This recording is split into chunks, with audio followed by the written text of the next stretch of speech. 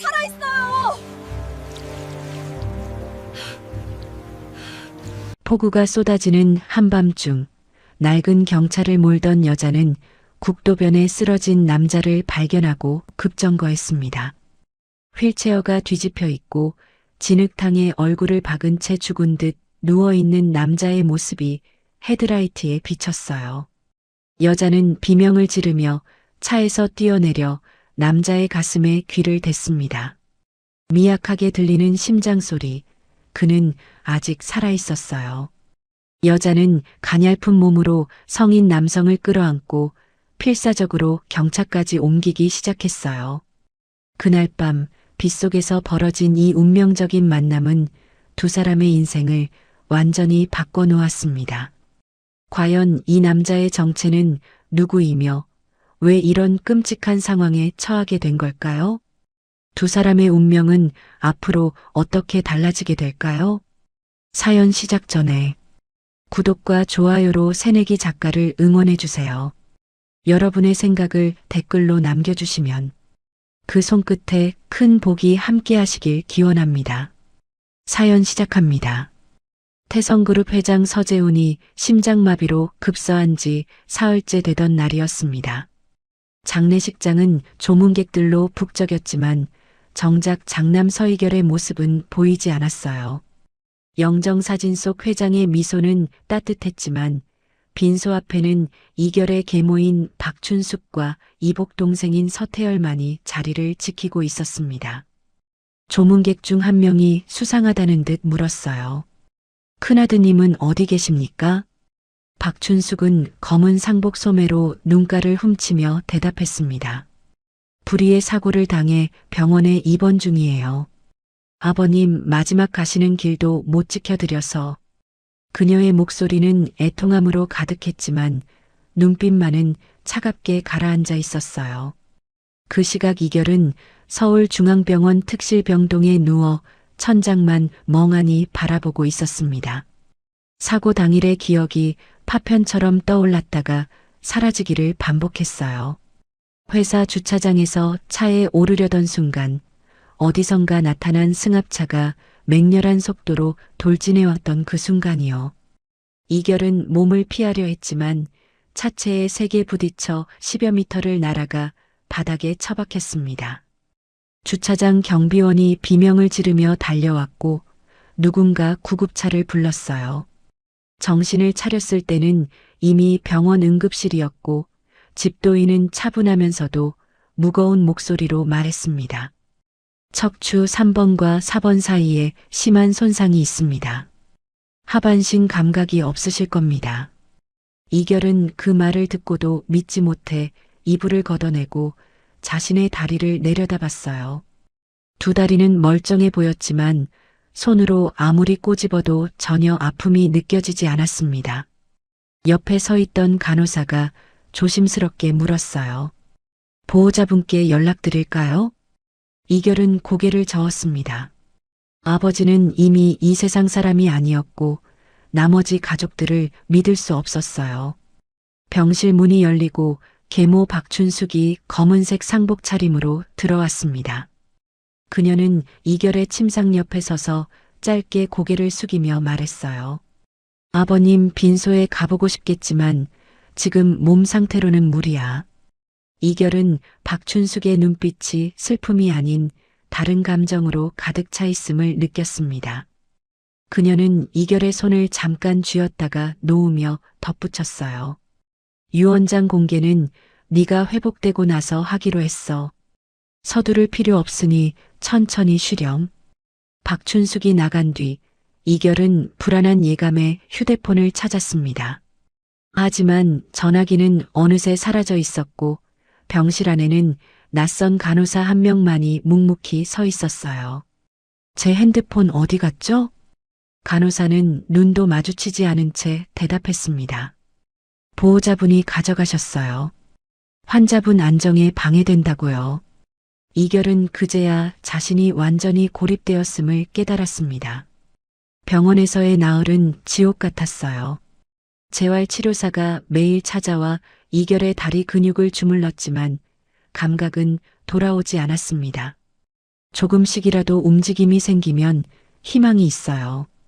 치료사는 격려했지만 이결의 다리는 마치 남의 것처럼 느껴질 뿐이었어요. 이결은 상반신의 힘만으로 침대 난간을 붙잡고 몸을 일으키는 연습을 반복했습니다. 첫날은 팔이 후들거려 10초도 버티지 못했어요. 이틀째부터는 땀이 비 오듯 흘러내렸지만 그는 이를 악물고 30초, 1분씩 시간을 늘려갔습니다. 간호사가 땀 젖은 이마를 닦아주며 말했어요. 너무 무리하시면 안 돼요. 하지만 이결은 멈추지 않았습니다. 이렇게 무너질 수는 없어. 아버지의 유산을 지켜야 해. 그는 스스로에게 되뇌며 휠체어를 타는 연습을 시작했어요. 처음엔 바퀴를 굴리는 것조차 힘에 부쳤지만 이틀이 지나자 병실 안을 천천히 돌 수 있게 되었습니다. 복도까지 나가보려 했지만 문 앞에는 늘 낯선 남자가 서 있었어요. 환자분은 안정이 필요하시니 병실 안에만 계셔야 합니다. 남자의 말투는 정중했지만 눈빛은 감시자의 그것이었습니다. 간호사들은 이결의 회복 의지가 대단하다며 감탄했지만 그의 마음속은 복수심으로 불타오르고 있었어요. 퇴원날 아침 비가 억수같이 쏟아졌습니다. 이결은 병원복을 벗고 박춘숙이 보내온 검은색 트레이닝복으로 갈아입었어요. 재활치료사가 마지막으로 인사를 건넸습니다. 앞으로도 꾸준히 운동하셔야 해요. 기적은 포기하지 않는 사람에게 찾아오니까요. 이결은 고개를 끄덕이며 휠체어에 몸을 실었습니다. 병원 로비로 내려가자 낯선 남자 2명이 구급차 옆에서 기다리고 있었어요. 서이결 씨 맞으시죠? 모시러 왔습니다. 이결은 고개를 갸우뚱했어요. 댁까지 편하게 모셔드리라고 사모님께서 특별히 구급차를 보내셨어요. 남자들은 이결을 구급차 뒷문으로 안내했습니다.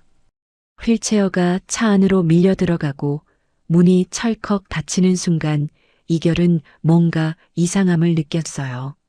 구급차 안에는 의료 장비가 하나도 없었고 남자들의 눈빛은 지나치게 차가웠습니다. 차가 출발하자마자 이결은 물었어요. 집이 반대 방향 아닌가요? 운전석의 남자가 백미러로 이결을 힐끗 보며 대답했습니다. 우회로로 가는 겁니다. 편히 계세요. 차는 시내를 벗어나 외곽 국도로 접어들었어요. 이결은 창밖을 보며 점점 불안감이 커지는 걸 느꼈습니다. 주변 건물들은 점점 줄어들고 대신 황량한 들판만 펼쳐졌어요. 빗줄기는 점점 거세졌고 차창 밖 풍경은 점점 더 황량해졌습니다. 이결은 가슴이 철렁 내려앉는 걸 느꼈어요. 어디로 가는 겁니까? 당장 차 세워요. 남자들은 대답하지 않았습니다. 조수석의 남자가 고개를 돌려 이결을 보며 비웃듯 웃었어요. 차는 인적이 끊긴 산길로 들어섰고 가로등도 하나 없는 어둠 속을 달렸습니다. 30분쯤 달렸을까요? 차는 결국 아무도 없는 국도변 갓길에 멈춰 섰어요. 뒷문이 벌컥 열리고 남자들이 이결의 휠체어를 거칠게 끌어내렸습니다. 야, 조심해. 이결이 소리쳤지만 남자들은 아랑곳하지 않고 휠체어를 비탈진 풀밭으로 밀어버렸어요. 휠체어는 덜컹거리며 진흙탕 옆에 멈춰 섰습니다. 그때 또 다른 차 한 대가 나타나 그 옆에 섰어요. 차에서 내린 사람은 이결의 이복 동생 서태열이었습니다. 태열은 고급 우산을 받쳐든 채 천천히 이결에게 다가왔어요. 형, 오랜만이네. 태열의 목소리는 조롱으로 가득했습니다. 이결은 차가운 빗물이 얼굴을 타고 흘러내리는 걸 느끼며 태열을 노려봤어요. 네가 무슨 짓을 한 거야? 태열은 빙그레 웃으며 이결의 다리를 구둣발로 툭툭 건드렸습니다. 아무 느낌 없지? 참 편하겠다. 아프지도 않고. 이결은 주먹을 불끈 쥐었지만 태열은 태연하게 말을 이었어요. 엄마가 그러시더라. 형은 이제 쓸모가 없다고. 회사는 내가 맡으라고. 태열은 우산을 접으며 한 걸음 물러섰습니다. 여기가 형한테 딱 어울리는 자리야. 진흙탕 속에서 기어다니면서 살아봐. 남자들은 이결의 휠체어를 한 번 더 밀어 옆 웅덩이 가장자리로 보냈어요. 휠체어 바퀴가 진흙에 푹 빠져들었고 이결의 몸은 한쪽으로 기울었습니다. 태열은 차에 오르기 전 마지막으로 말했어요. 형, 다음 생에는 제대로 된 다리로 태어나. 차들이 빗길을 가르며 멀어져 갔습니다. 이결은 그들을 향해 손을 뻗었지만 목소리는 빗소리에 묻혀 사라졌어요. 기다려. 이 자식들아. 홀로 남겨진 이결은 온몸이 얼어붙는 걸 느꼈습니다. 얇은 환자복은 금세 물에 젖어 무거워졌고 차가운 빗물이 등줄기를 타고 흘러내렸어요. 이결은 휠체어 바퀴를 필사적으로 돌려봤지만 진흙에 빠진 바퀴는 헛돌기만 했습니다. 오른쪽 바퀴가 웅덩이에 더 깊이 빠져들자 휠체어 전체가 한쪽으로 기울었어요. 이결은 균형을 잃고 쓰러질 뻔했지만 간신히 팔걸이를 붙잡아 버텼습니다. 누구 없어요. 사람 살려요. 그는 목이 터져라 소리쳤지만 이 황량한 국도에는 아무도 지나가지 않았어요. 1시간쯤 지났을까요? 멀리서 차 한 대가 지나갔지만 빗줄기에 가려진 그를 알아채지 못하고 그냥 지나쳐 버렸습니다. 이결은 다시 한번 손을 흔들며 소리쳤지만 헤드라이트 불빛은 이미 멀어진 뒤였어요. 체온은 점점 떨어지고 손가락 끝이 저려오기 시작했습니다. 이결은 자신이 정말 이렇게 죽을 수도 있다는 생각에 공포를 느꼈어요. 그는 떨리는 손으로 젖은 머리카락을 뒤로 넘기며 하늘을 올려다봤습니다. 먹구름 사이로 빗줄기만이 무자비하게 쏟아질 뿐이었어요. 아버지, 제가 이렇게 무너지면 안 되는데. 이결의 목소리는 점점 작아졌습니다. 그는 주머니를 뒤져봤지만 휴대전화도 지갑도 아무것도 없었어요. 남자들이 이미 다 빼앗아 간 것이었습니다. 시간이 얼마나 흘렀을까요? 이결의 의식은 점점 흐릿해졌어요. 추위와 분노, 허망함이 뒤섞여 그의 정신을 갉아먹었습니다. 휠체어 금속 프레임은 빗물을 받아 차갑게 빛났고 진흙물은 이결의 신발까지 덮어버렸어요. 그는 마지막 힘을 짜내 다시 한번 소리쳤습니다. 이렇게는 안 죽어. 하지만 목소리는 이미 기력을 잃어 바람에 흩어졌어요. 이결의 고개가 천천히 앞으로 떨어졌습니다. 빗물에 젖은 그의 얼굴은 창백했고 입술은 파랗게 질려 있었어요. 의식의 끈이 서서히 놓아지는 순간 이결은 아버지의 얼굴을 떠올렸습니다. 아버지, 제가 복수하겠습니다. 반드시. 그 마지막 다짐과 함께 이결은 완전히 의식을 잃었어요. 빗속에 홀로 남겨진 휠체어는 진흙탕 속에서 처연하게 서 있었습니다. 밤 11시가 넘어가는 시각이었습니다. 정혜원은 낡은 경차의 운전대를 붙잡고 빗길을 달리고 있었어요. 혜원은 피곤한 눈을 비비며 내비게이션을 확인했어요. 마지막 한 것만 더. 오늘만 12건의 배달을 소화했습니다. 중국집 배달, 편의점 심부름, 꽃 배달까지 가리지 않고 일했어요. 그녀의 통장 잔고는 고작 87만 원이었고 다음 주 월세 50만 원을 내고 나면 남는 건 거의 없었습니다. 와이퍼가 빗물을 닦아내지만 시야는 여전히 흐릿했어요. 혜원은 속도를 줄이며 조심스럽게 국도를 달렸습니다. 갑자기 헤드라이트 불빛에 이상한 것이 비쳤어요. 도로 갓길에 뒤집혀 있는 휠체어였습니다. 혜원은 본능적으로 브레이크를 밟았고 차는 끼익 소리를 내며 멈춰 섰어요. 뭐지?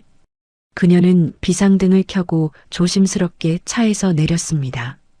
빗물이 얼굴을 때렸지만 혜원은 아랑곳하지 않고 앞으로 걸어갔어요. 휠체어 옆 진흙탕에는 사람이 쓰러져 있었습니다. 환자복을 입은 남자가 얼굴을 땅에 박은 채 움직이지 않고 있었어요. 혜원의 심장이 쿵 내려앉았습니다. 아저씨, 아저씨. 그녀는 남자의 어깨를 흔들었지만 반응이 없었어요. 혜원은 떨리는 손으로 남자의 몸을 뒤집었습니다. 창백한 얼굴, 파랗게 질린 입술, 그리고 굳어버린 표정이 헤드라이트 불빛에 드러났어요. 순간 혜원의 눈앞에 5년 전의 기억이 섬광처럼 스쳐 지나갔습니다. 겨울밤 횡단보도에서 차에 치여 쓰러진 남동생 정민우의 모습이었어요. 18살이던 민우는 다리가 불편해 목발을 짚고 다녔습니다. 혜원이 편의점 야간 근무를 마치고 집에 가던 길 민우가 횡단보도 한가운데 쓰러져 있었어요. 민우야, 민우야. 혜원은 미친 듯이 동생을 흔들었지만 민우는 숨만 가쁘게 몰아쉴 뿐 눈을 뜨지 못했습니다. 구급차를 불렀지만 도착하기까지 20분이 걸렸어요. 그 20분 동안 민우의 체온은 점점 떨어졌고 결국 병원에 도착했을 때는 이미 늦었습니다. 의사는 고개를 저으며 말했어요. 골든타임을 놓쳤습니다. 조금만 일찍 왔어도. 그날 이후 혜원은 자신을 용서하지 못했습니다. 안 돼. 이번엔 안 돼. 혜원은 떨리는 손을 남자의 코끝에 가져다 댔어요. 희미하지만 숨결이 느껴졌습니다. 그녀는 재빨리 남자의 가슴에 귀를 대어 심장 소리를 확인했어요. 두근, 두근. 약하지만 심장은 뛰고 있었습니다. 살아있어. 아직 살아있어. 혜원은 얼른 일어나 휠체어를 일으켜 세웠어요. 하지만 휠체어는 진흙에 빠져 쉽게 빠지지 않았습니다.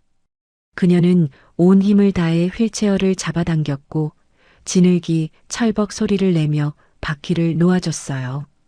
이제 차까지만 옮기면 돼. 혜원은 남자의 겨드랑이에 팔을 넣어 몸을 일으켰습니다. 170cm는 좋게 넘어 보이는 남자의 몸무게가 혜원의 가느다란 어깨에 실렸어요. 으윽. 혜원은 비틀거리며 한 걸음씩 차를 향해 걸었습니다. 경차까지는 불과 10m였지만 혜원에게는 100m처럼 느껴졌어요. 빗물에 젖은 진흙길은 미끄러웠고 혜원은 2번이나 넘어질 뻔했습니다. 조금만 더. 혜원은 이를 악물고 버텼어요. 차에 도착한 혜원은 뒷문을 열고 남자를 조심스럽게 뒷좌석에 눕혔습니다. 남자의 젖은 머리카락이 얼굴에 찰싹 붙어 있었고 온몸에서 흙냄새와 빗물 냄새가 났어요. 혜원은 다시 뛰어가 휠체어를 접어 트렁크에 실었습니다. 휠체어는 무거웠지만 혜원은 힘껏 밀어넣고 트렁크를 닫았어요. 그녀 자신도 어느새 온몸이 진흙투성이가 되어 있었습니다. 혜원은 운전석에 올라타 시동을 걸었어요. 병원으로 가야 하나. 하지만 백미러로 뒷좌석의 남자를 보니 환자복 차림에 신분증도 없는 것 같았습니다. 병원에 데려가면 신원 확인이 필요할 거고 혹시 이 남자에게 무슨 사연이 있다면 위험할 수도 있었어요. 혜원은 순간 결단을 내렸습니다. 일단 우리 집으로. 그녀는 핸들을 꺾어 달동네로 향했어요. 빗길을 뚫고 30분을 달려 혜원은 낡은 빌라촌 앞에 차를 세웠습니다. 2층짜리 낡은 빌라 2층 끝방이 혜원의 집이었어요. 혜원은 다시 한번 남자를 업고 좁은 계단을 올라갔습니다. 한 계단 오를 때마다 숨이 턱까지 찼어요. 계단 중간쯤 올라갔을 때 1층에서 문이 열리는 소리가 났습니다. 혜원 씨, 이 밤에 웬일이에요?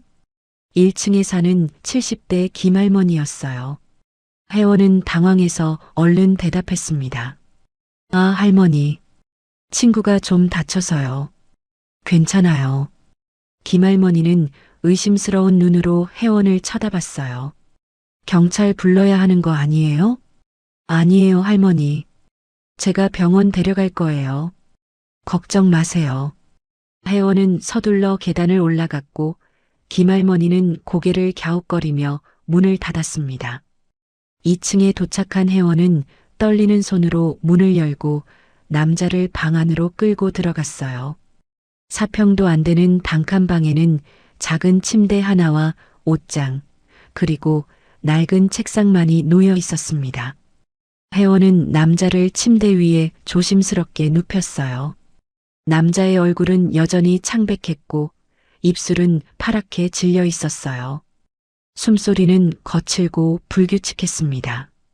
체온을 올려야 해. 혜원은 얼른 옷장에서 낡은 이불을 꺼내 남자에게 덮어줬습니다. 하지만 젖은 옷을 입은 채로는 소용없었어요. 혜원은 부엌에서 가위를 가져와 조심스럽게 남자의 환자복을 잘라냈습니다. 미안해요. 다른 방법이 없어서. 젖은 천이 남자의 차가운 피부에서 벗겨졌고 혜원은 마른 수건으로 물기를 닦아냈어요. 남자의 몸은 얼음장처럼 차가웠습니다. 혜원은 자신의 옷장에서 큰 티셔츠와 트레이닝 바지를 꺼내 남자에게 입혔어요. 옷은 남자에게 조금 작았지만 안 입는 것보다는 나았습니다. 혜원은 부엌으로 가서 물을 끓이기 시작했어요. 낡은 전기포트에서 보글보글 소리가 났습니다. 그녀는 큰 대야에 뜨거운 물을 받아 수건을 적셨어요. 뜨거운 수건으로 남자의 얼굴을 조심스럽게 닦아냈습니다. 진흙이 묻어나오고 그 아래로 윤곽이 드러났어요. 잘생긴 이목구비였습니다. 눈썹은 짙고 코는 오똑했으며 턱선은 날카로웠어요. 혜원은 수건을 헹구고 다시 남자의 목, 팔, 손을 닦아냈습니다. 손톱 사이의 흙까지 정성스럽게 파냈어요. 시계를 보니 새벽 1시였습니다. 혜원은 밤새 수건을 갈아가며 남자의 몸을 닦아주고 체온을 높이려 애썼어요. 전기장판을 틀고 이불을 두 겹으로 덮어줬습니다. 남자의 숨소리는 점점 안정되어 갔지만 의식은 돌아오지 않았어요. 혜원은 남자의 손목을 잡고 맥박을 확인했습니다. 처음보다 강해진 것 같았어요. 다행이다. 조금씩 나아지고 있어. 혜원은 안도의 한숨을 내쉬며 남자의 이마에 손을 얹었습니다. 열은 없었지만 여전히 차가웠어요. 새벽 3시가 넘어서야 남자의 체온이 조금씩 올라오기 시작했습니다. 혜원은 그제야 자신도 젖은 옷을 입고 있다는 걸 깨달았어요. 그녀는 재빨리 옷을 갈아입고 다시 남자 곁으로 돌아왔습니다. 바닥에 앉아 남자의 손을 잡고 기도했어요. 제발 눈을 떠주세요. 이번엔 제가 살려낼 거예요. 혜원의 눈가에 눈물이 맺혔습니다. 민우를 떠올리면 아직도 가슴이 찢어지는 것 같았어요. 하지만 이번에는 달라야 했습니다. 혜원은 남자의 손을 두 손으로 감싸며 온기를 전했어요. 새벽 5시 혜원은 깜빡 졸고 말았습니다. 남자의 손을 잡은 채로 침대 옆 바닥에서 고개를 떨군 채 잠들었어요. 밖에서는 여전히 비가 내리고 있었고 빗소리가 작은 방 안을 채웠습니다. 낡은 형광등은 희미하게 깜빡이며 두 사람을 비추고 있었어요. 혜원의 손 안에서 남자의 손가락이 희미하게 떨렸지만 혜원은 그것을 느끼지 못했습니다. 남자의 눈꺼풀이 미세하게 움직였고 입술이 살짝 벌어졌어요. 작은 신음소리가 남자의 입에서 새어나왔지만 혜원은 너무 깊이 잠들어 듣지 못했습니다. 남자는 다시 조용해졌고 방 안에는 두 사람의 고른 숨소리만이 울려 퍼졌어요. 비는 새벽까지 계속 내렸고 작은 단칸방은 낯선 두 사람의 운명이 엮이는 공간이 되었습니다. 이결이 눈을 뜬 것은 혜원이 그를 구조한 지 이틀째 되는 오후였습니다. 처음 본 것은 군데군데 곰팡이가 핀 천장이었어요. 형광등은 깜빡거리며 불안정한 빛을 내고 있었습니다. 이결은 입안이 바짝 마르고 목이 칼칼했어요. 머리는 지끈거렸고 온몸의 관절이 뻐근했습니다. 그는 천천히 고개를 돌려 주변을 살폈어요. 사평도 안 되는 좁은 방, 낡은 옷장, 삐걱거리는 침대. 창문 밖으로는 다른 빌라의 외벽이 바로 보였어요. 자신이 누워있는 곳은 분명 병원이 아니었습니다. 이결은 자신의 몸을 확인했어요. 낯선 옷을 입고 있었고 몸에서는 빨래 비누 냄새가 났습니다. 여기가 어디지? 나는 분명 그때 빗속에 버려졌던 기억이 파편처럼 떠올랐어요. 태열의 비웃음, 차가운 빗줄기, 그리고 의식을 잃었던 순간까지 내가 살아있는 건가? 이결은 몸을 일으키려 했지만 온몸에 힘이 하나도 없었어요. 그때 부엌에서 소리가 들렸습니다. 혜원이 냄비를 들고 방으로 들어왔어요. 깨어나셨군요. 혜원은 조심스럽게 침대 옆에 앉으며 말했습니다. 이결은 혜원을 빤히 쳐다봤어요. 거친 손, 수척한 얼굴, 그리고 피곤에 지친 눈빛이었습니다. 당신은 누구죠? 혜원은 냄비 뚜껑을 열며 대답했어요. 그냥 지나가다가 당신을 발견했어요. 일단 드세요. 사흘 동안 아무것도 못 드셨어요. 냄비 안에는 따뜻한 미음이 김을 내며 담겨 있었습니다. 이결은 고개를 돌렸어요. 필요 없어요. 그냥 나 좀 혼자 있게 해줘요. 이결의 목소리는 쉬어 있었습니다. 혜원은 아무 말 없이 미음을 떠서 이결의 입가로 가져갔어요. 드셔야 해요. 안 그러면 죽어요. 이결은 입술을 굳게 다물었어요. 난 이미 죽은 거나 마찬가지예요. 그냥 내버려둬요. 하지만 혜원은 포기하지 않고 계속 숟가락을 입가에 가져다 댔습니다. 미음이 입술에 닿았지만 이결은 고개를 돌렸어요. 혜원은 다시 숟가락을 가져다 댔고 또다시 이결은 고개를 돌렸습니다. 이런 실랑이가 반복되었어요. 5분, 10분이 지나도 혜원의 손은 멈추지 않았습니다. 당신, 왜 이래요? 이결이 짜증 섞인 목소리로 물었어요. 혜원은 담담하게 대답했습니다. 포기할 수 없어요.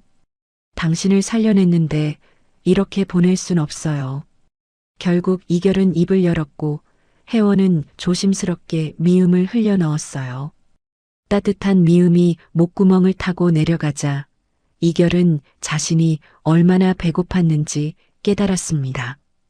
위장이 따뜻해지면서 온몸의 기운이 조금씩 돌기 시작했어요.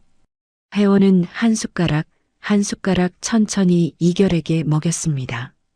천천히 드세요. 급하게 먹으면 토해요.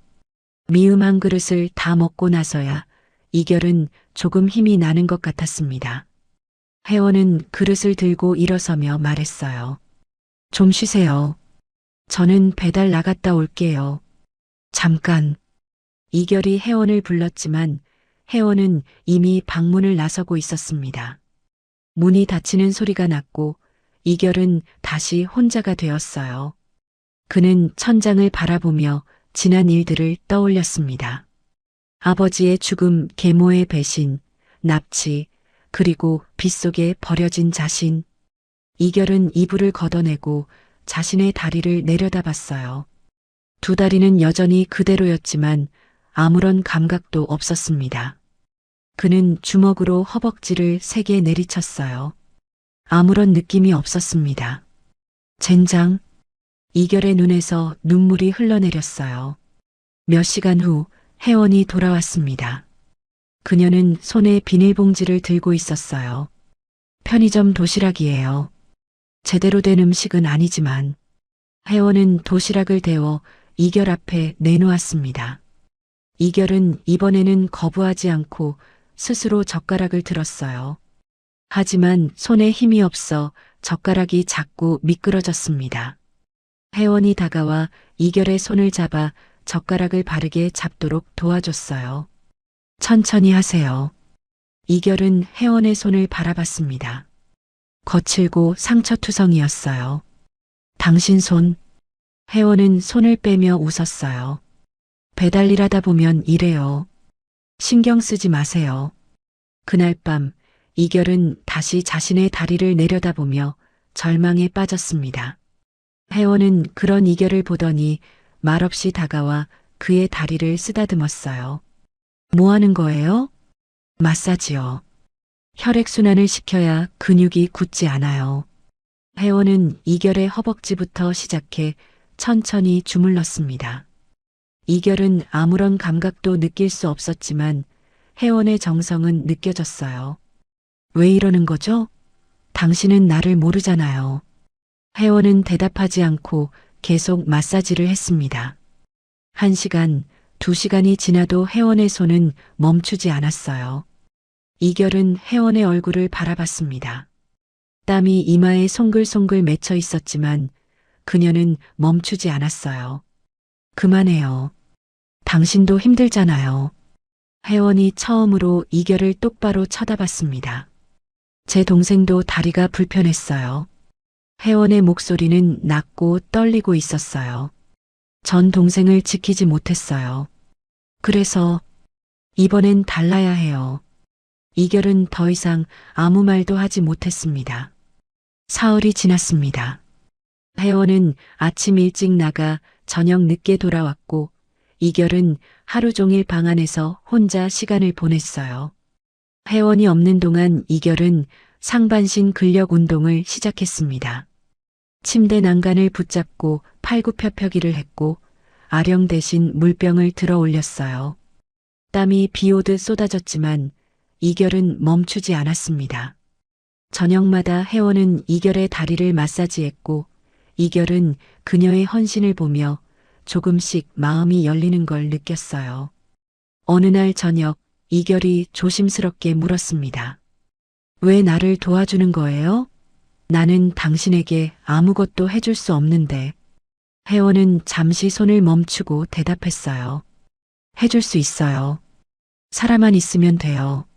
일주일째 되던 날 밤 혜원은 배달 일을 마치고 늦게 돌아왔습니다. 그녀는 현관문을 열자마자 소파에 쓰러지듯 앉았어요. 오늘 7시간 동안 15건 배달했어요.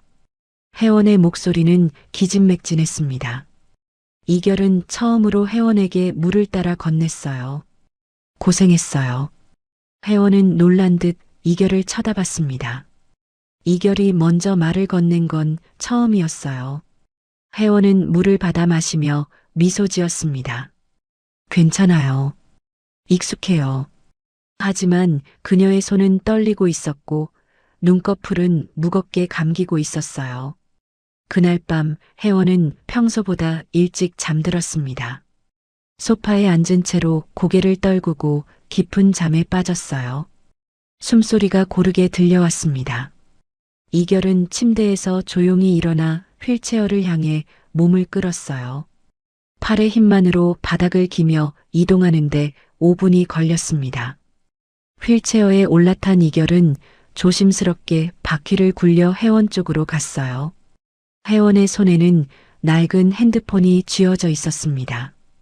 이결은 천천히 손을 뻗어 핸드폰을 빼냈어요. 혜원이 움찔했지만 다시 깊은 잠에 빠졌습니다. 이결은 휠체어를 방 구석으로 옮겼어요. 핸드폰 화면이 켜지며 푸른 빛이 그의 얼굴을 비췄습니다.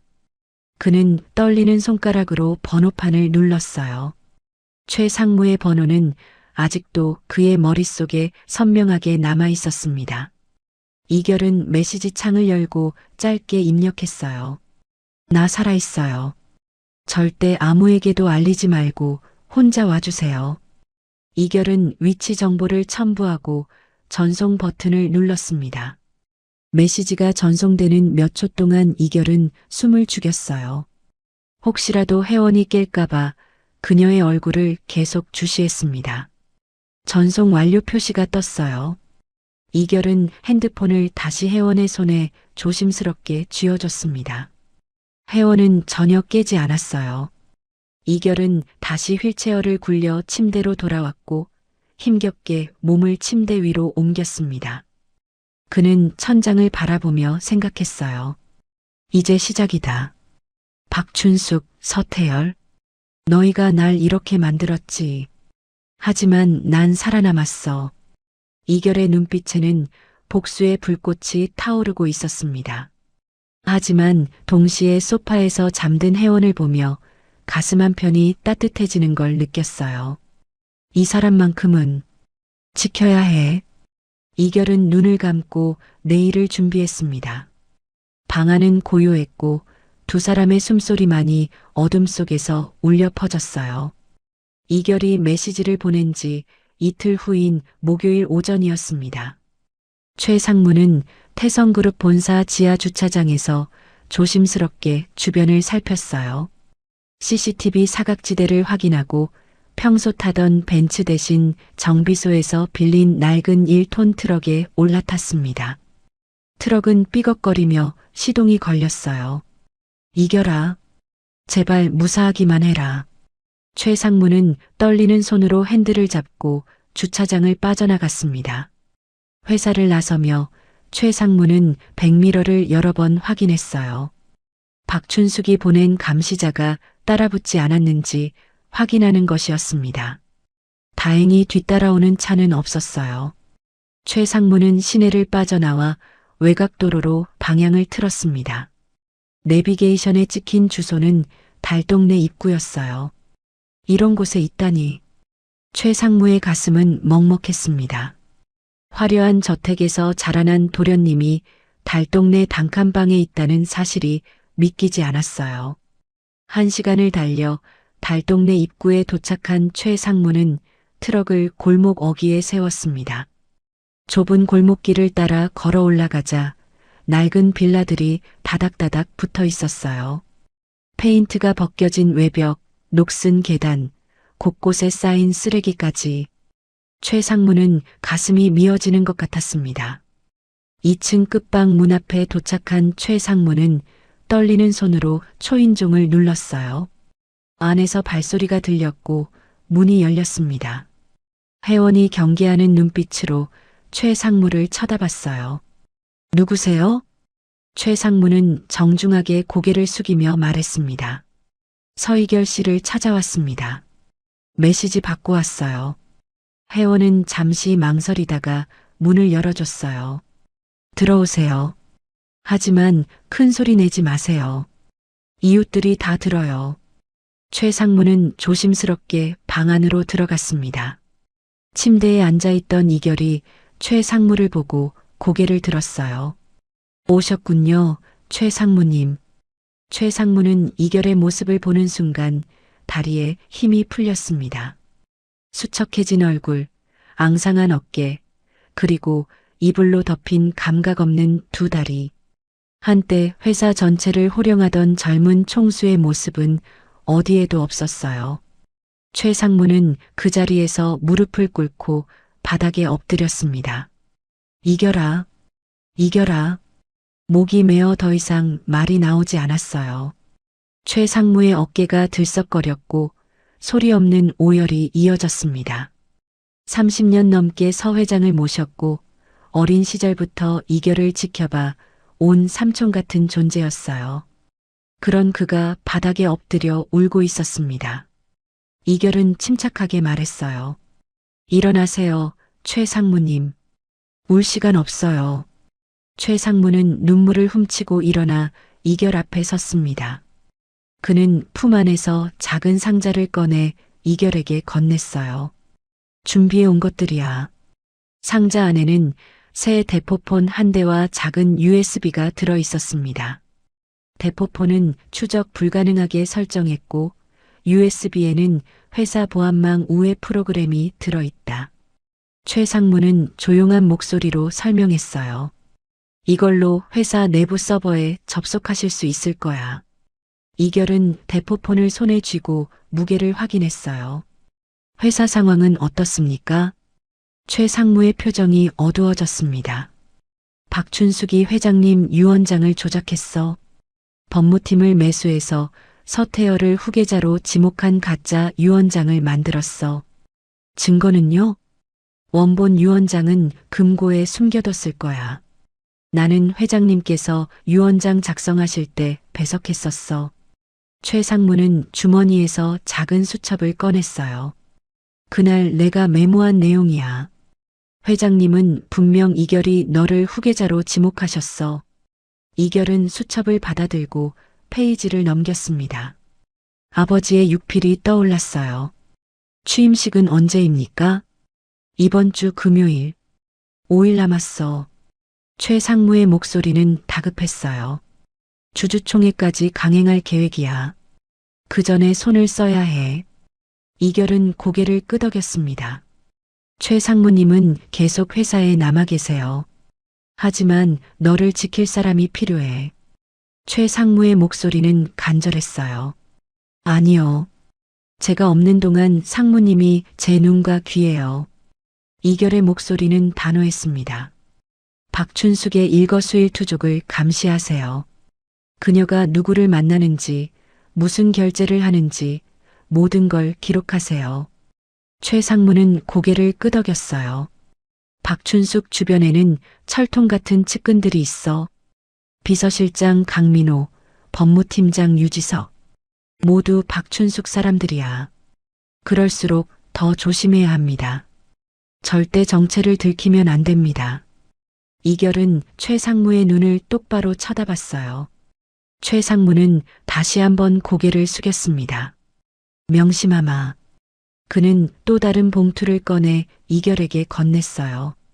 숨어 지내려면 돈이 필요할 거야. 두툼한 현금 뭉치였습니다. 더 필요하면 언제든 연락 줘. 이결은 봉투를 받으며 최상무의 손을 잡았어요. 고맙습니다. 이 은혜는 꼭 갚겠습니다. 최상무의 눈가에 다시 눈물이 맺혔습니다. 그때 혜원이 문 밖에서 조용히 말했어요. 아래층에서 누가 올라오는 것 같아요. 혜원은 계단 쪽을 계속 주시하고 있었습니다. 김할머니가 계단을 올라오는 소리였어요. 최상무는 얼른 일어섰습니다. 그럼 이만 가보마. 몸 조심해야 한다. 조심해서 가세요. 그리고 이결은 최상무를 똑바로 쳐다봤어요. 절대 흔들리지 마세요. 우리가 이기는 겁니다. 최상무는 굳은 표정으로 고개를 끄덕였습니다. 최상무는 문을 나서며 혜원에게도 정중하게 인사했어요. 이결이를 돌봐주셔서 감사합니다. 혜원은 어색하게 고개를 끄덕였습니다. 최상무는 계단을 내려가며 김할머니와 마주쳤어요. 안녕하십니까? 김할머니는 수상하다는 듯 최상무를 위아래로 훑어봤습니다. 누구신데요? 삼촌입니다. 잠깐 들렀다 갑니다. 최상무는 자연스럽게 웃으며 계단을 내려갔어요. 트럭에 올라탄 최상무는 시동을 걸기 전 백미러로 2층 창문을 바라봤습니다. 희미하게 혜원의 그림자가 보였어요. 부디 무사하길. 최상무는 눈물을 훔치며 핸들을 잡았습니다. 트럭이 출발하고 최상무는 골목을 빠져나가며 몇 번이고 백미러를 확인했어요. 낡은 빌라가 점점 멀어졌지만 최상무의 마음은 여전히 그곳에 남아 있었습니다. 한편 방 안에서 이결은 대포폰을 켜서 작동 상태를 확인했어요. 완벽하게 세팅되어 있었습니다. 혜원이 문을 닫고 들어오며 물었어요. 믿을 만한 사람이에요? 이결은 고개를 끄덕였습니다. 제 아버지가 가장 신뢰했던 사람이에요. 저도 마찬가지고요. 혜원은 현금 봉투를 보며 걱정스러운 표정을 지었어요. 이거 괜찮은 거예요? 돈이 이렇게 많은데. 괜찮아요. 이건 제가 다시 일어서기 위한 씨앗이에요. 이결은 대포폰을 꽉 쥐며 창밖을 바라봤습니다. 이제 전쟁이 시작됩니다. 혜원은 이결의 단호한 눈빛을 보며 가슴이 두근거렸어요. 이 남자는 정말 다시 일어설 사람이었습니다. 최상무는 회사로 돌아가는 길에 휴게소에 잠시 들렀어요. 화장실에서 얼굴을 씻고 거울을 보며 스스로를 다잡았습니다. 흔들리지 마. 이결이를 믿어. 그는 다시 트럭에 올라 회사로 향했어요.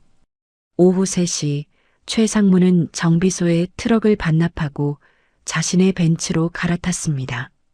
마치 아무 일도 없었다는 듯 태성그룹 주차장에 차를 세웠어요. 엘리베이터를 타고 사무실로 올라가는 동안 최상무는 평소처럼 무표정한 얼굴을 유지했습니다. 사무실에 도착하자 비서가 말했어요. 상무님, 박춘숙 부회장님이 찾으십니다. 최상무의 심장이 철렁했지만 겉으로는 태연했습니다. 무슨 일인가? 말씀은 안 하셨는데 급하신 것 같았어요. 비서의 표정도 긴장되어 있었어요. 알겠네. 지금 올라가지. 최상무는 서류 가방을 책상에 내려놓고 부회장실로 향했습니다. 복도를 걸으며 다른 직원들과 마주쳤지만 최상무는 평소처럼 담담하게 인사만 나눴어요. 엘리베이터 안에서 최상무는 깊게 숨을 들이마셨습니다. 절대 들키면 안 돼. 이결이를 위해서. 문이 열리고 최상무는 부회장실 앞에 섰습니다. 그는 노크를 하고 안으로 들어갔어요. 박춘숙이 책상 뒤에 앉아 차가운 눈으로 최상무를 바라보고 있었습니다. 최상무가 다녀간 다음 날부터 단칸방은 완전히 달라졌습니다. 이결은 혜원의 낡은 책상 위에 대포폰과 노트북을 펼쳐놓고 작업을 시작했어요. USB에 들어있던 보안 우회 프로그램을 설치하자 태성그룹 내부 서버에 접속할 수 있었습니다. 화면에는 수백 개의 폴더가 나타났고 이결은 하나하나 열어보기 시작했어요. 이게 다 뭐야? 회계장부, 계약서, 인사기록까지 방대한 양의 자료였습니다. 오전 10시 대포폰에 메시지가 왔어요. 최상무였습니다. 오늘 오전 이사회. 박춘숙이 해외법인 설립건 통과시킴. K맨 제도의 페이퍼 컴퍼니로 추정. 이결은 즉시 서버에서 해외법인 관련 폴더를 찾았어요. 과연 최상무의 말대로 K맨 제도에 설립된 법인 서류가 있었습니다. 비자금 세탁하려는 거군. 이결은 해당 파일을 대포폰으로 캡처해 저장했어요. 손가락이 바쁘게 움직였고 화면은 계속 넘어갔습니다. 정오가 되자 혜원이 방에 들어왔어요. 점심 사왔어요. 그녀는 편의점 도시락 2개를 들고 있었습니다. 이결은 화면에서 눈을 떼지 않은 채 대답했어요. 나중에 먹을게요. 안 돼요. 지금 먹어야 해요. 아침도 안 드셨잖아요. 혜원은 단호하게 말하며 도시락을 책상 옆에 놓았습니다.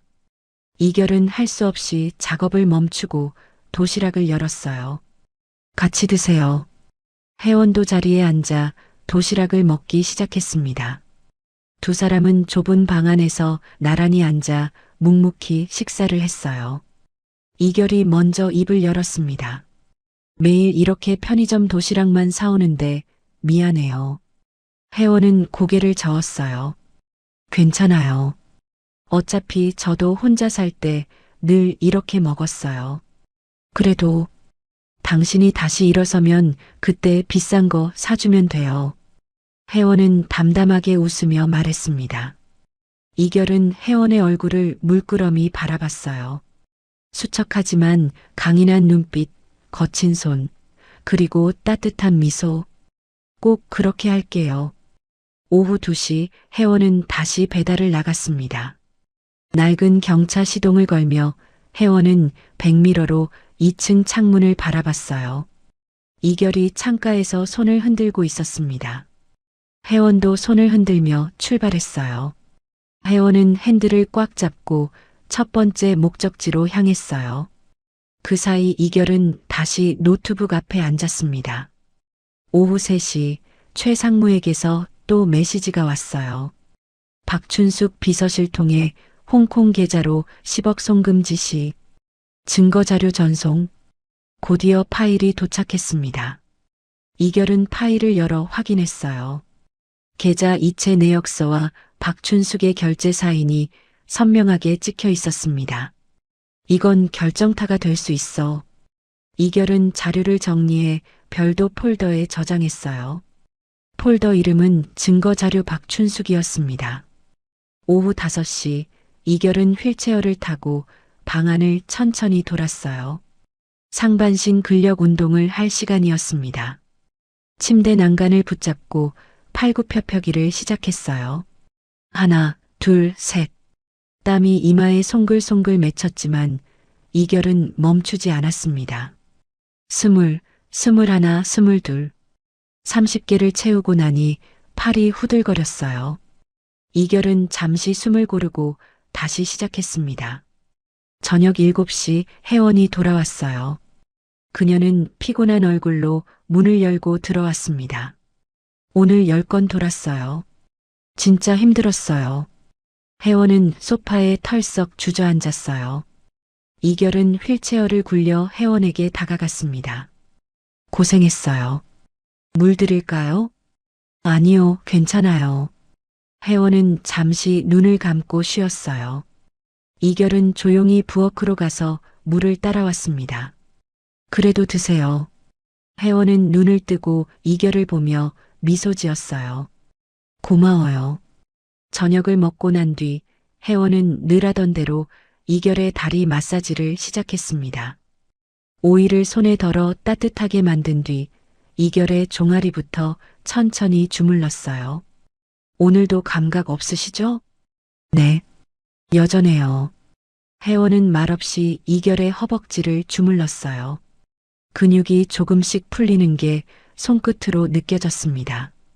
그래도 매일 하면 혈액순환은 좋아져요. 포기하면 안 돼요. 혜원의 손길은 정성스러웠어요. 이결은 천장을 바라보며 생각에 잠겼습니다. 혜원 씨, 궁금한 게 있어요. 뭔데요? 왜 이렇게까지 저를 도와주세요? 저는 당신에게 아무것도 해준 게 없는데. 혜원의 손이 잠시 멈췄어요. 제 동생 얘기했었죠? 혜원은 조용히 말을 이었습니다. 민우는 18살 때 사고로 죽었어요. 다리가 불편했는데 횡단보도에서 차에 치였어요. 이결은 혜원을 바라봤어요. 구급차가 늦게 와서 골든타임을 놓쳤어요. 제가 일찍 퇴근했더라면, 제가 민우를 데리러 갔더라면. 혜원의 목소리가 떨렸습니다. 그런 생각을 5년 동안 했어요. 민우를 지키지 못한 제 자신이 너무 미웠어요. 혜원 씨, 그런데 당신을 봤을 때 민우가 생각났어요. 이번엔 달라야 한다고, 이번엔 꼭 살려야 한다고.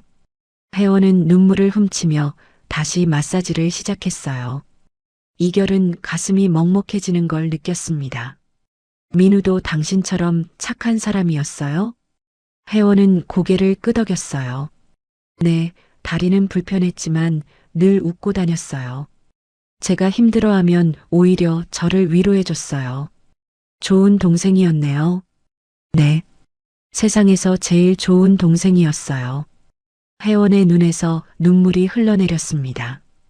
이결은 조심스럽게 손을 뻗어 혜원의 손을 잡았어요. 저도 다시 일어서겠습니다. 혜원 씨를 위해서라도.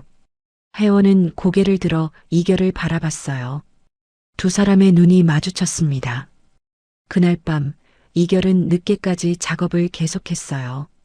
최 상무가 보내온 자료들을 분석하며 박춘숙의 비자금 흐름을 추적했습니다. 케이맨 제도 법인에서 홍콩 계좌로 다시 싱가포르 계좌로 이어지는 복잡한 경로가 보였어요. 중간에 페이퍼 컴퍼니가 3개나 끼어 있었고 각 단계마다 수수료 명목으로 돈이 빠져나갔습니다. 이걸 다 추적하려면 시간이 더 필요해. 이결은 메모장에 돈의 흐름을 그림으로 그렸습니다. 화살표가 여러 나라를 거쳐 이어졌어요. 총 금액을 계산해 보니 200억이 넘었습니다. 새벽 1시 혜원이 잠에서 깨어 이결을 받습니다. 아직도 안 주무세요? 조금만 더 하면 돼요. 혜원은 일어나 이결 옆에 앉았어요. 뭐 하시는 거예요? 박춘숙의 비자금 흐름을 추적하고 있어요. 이결은 화면을 혜원에게 보여줬습니다. 이게 다 돈이 흘러간 경로예요. 혜원은 복잡한 화살표들을 보며 감탄했어요. 대단하시네요. 대단한 게 아니라 필사적인 거예요. 이기지 못하면 끝이에요. 이결은 쓴웃음을 지었습니다. 혜원은 부엌에서 따뜻한 차를 끓여왔어요. 드세요. 밤새 일하시면 몸 상해요. 이결은 차를 받아 마셨습니다. 따뜻한 차가 목을 타고 내려가며 피로가 조금 풀리는 것 같았어요. 혜원 씨는 왜 안 자요? 당신이 안 자는데 제가 어떻게 자요? 혜원은 웃으며 대답했습니다. 같이 있어 줄게요. 두 사람은 새벽까지 함께 있었어요. 이결은 작업을 계속했고 혜원은 옆에서 조용히 지켜봤습니다. 가끔 이결이 어려운 부분을 만나면 혜원이 물을 따라주거나 어깨를 주물러줬어요. 새벽 3시가 되어서야 이결은 노트북을 닫았습니다. 오늘은 여기까지 해야겠어요. 많이 힘드시죠? 괜찮아요. 익숙해질 거예요. 이결은 휠체어를 타고 침대로 갔어요. 혜원은 이결이 침대에 눕는 것을 도와줬습니다. 푹 주무세요. 혜원 씨도요. 혜원은 소파로 가서 누웠어요. 방 안에 형광등이 꺼지고 어둠이 찾아왔습니다.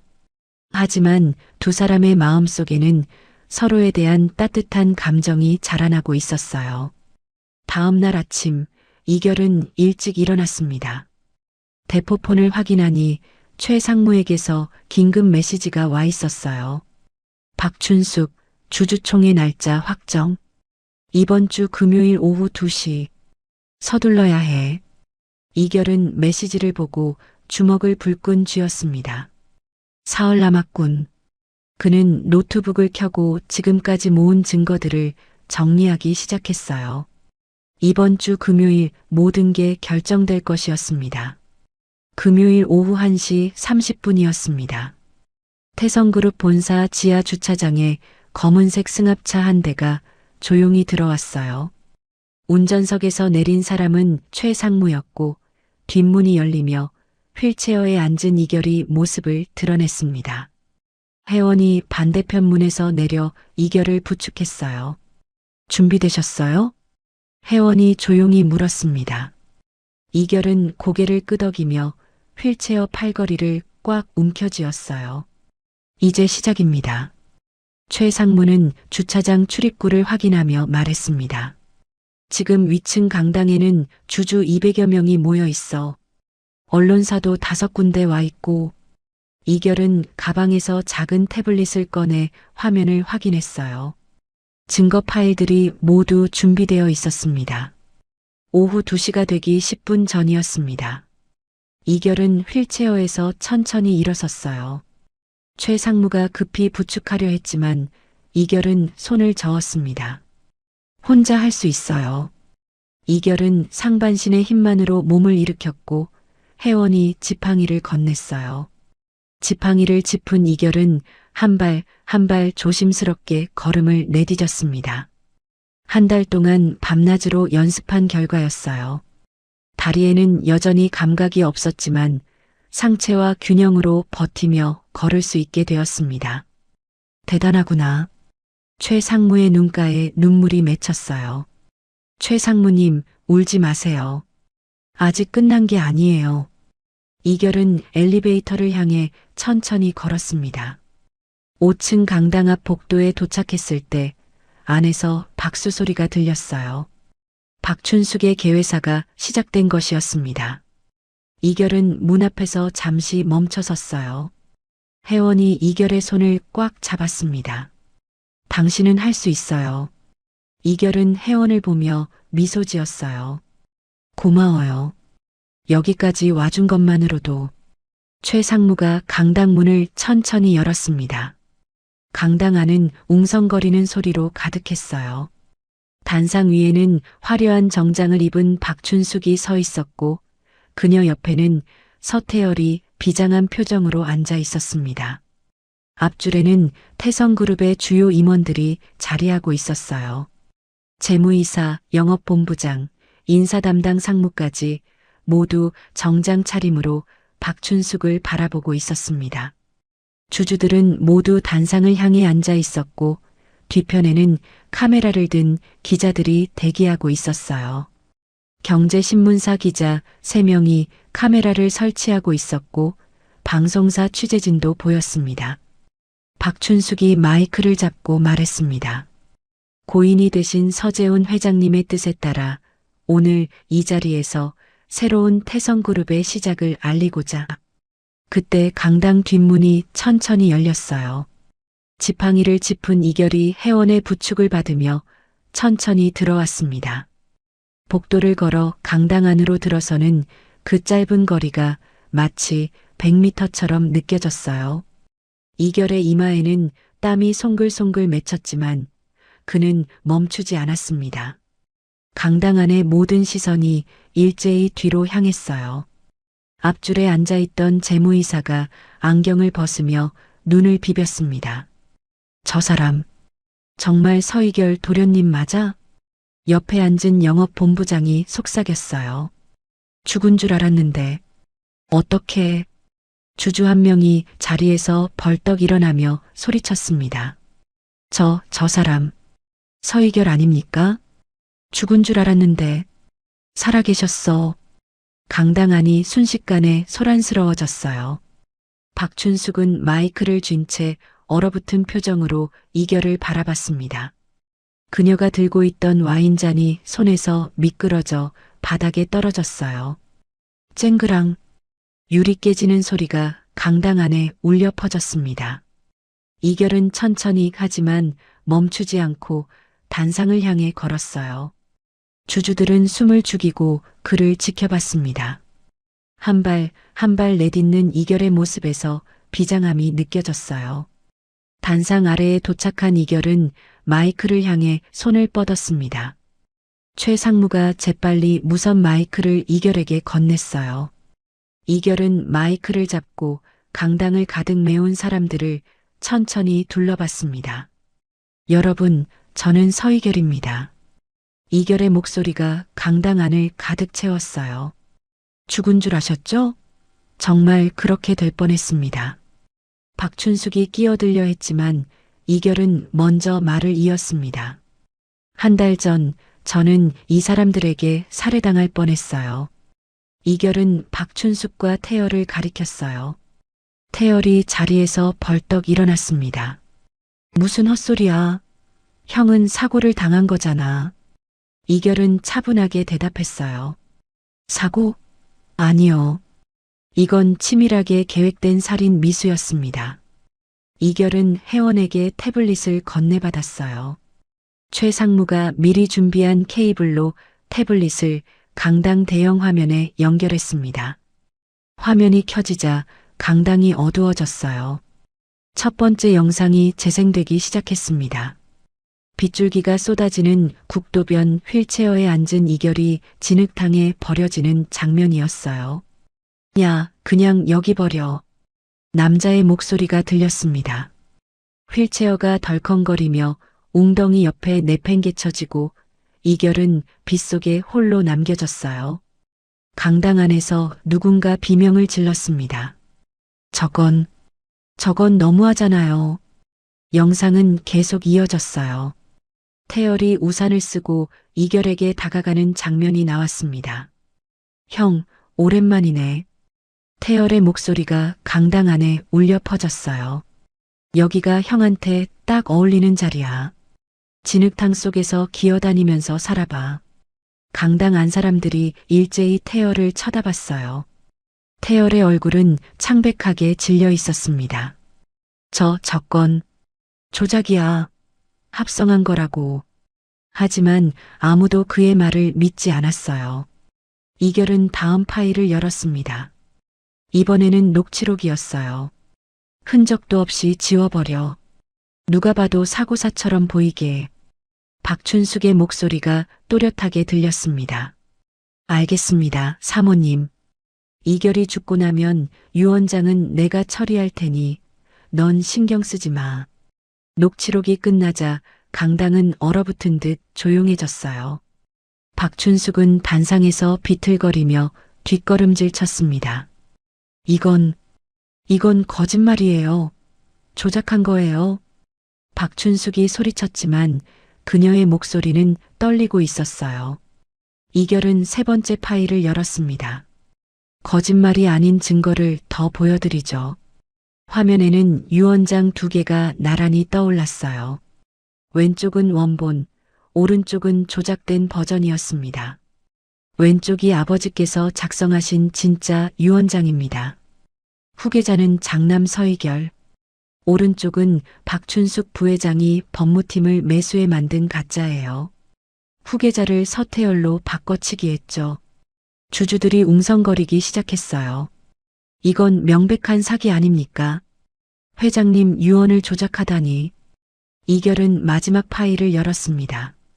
그리고 이건 박춘숙 부회장이 회사 자금을 빼돌린 증거입니다.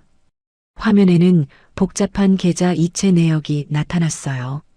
케이맨 제도, 홍콩, 싱가포르를 거쳐 200억 원이 빠져나간 흐름도가 선명하게 보였습니다. 총 213억 원을 해외 페이퍼 컴퍼니를 통해 빼돌렸어요. 이건 횡령이자 배임입니다. 주주들이 일제히 자리에서 일어나 박춘숙을 향해 손가락질했어요. 당장 경찰 부르세요. 사기꾼이잖아요. 박춘숙은 단상 모서리를 붙잡고 버티며 소리쳤습니다. 다 거짓말이에요. 이결이가 회사를 빼앗으려고 꾸민 짓이에요. 하지만 그 순간 강당 뒤편 문이 열리며 수사관 4명이 들어왔어요. 최 상무가 미리 연락해둔 검찰 수사관들이었습니다. 수사관이 단상으로 올라가 박춘숙의 팔을 잡았어요.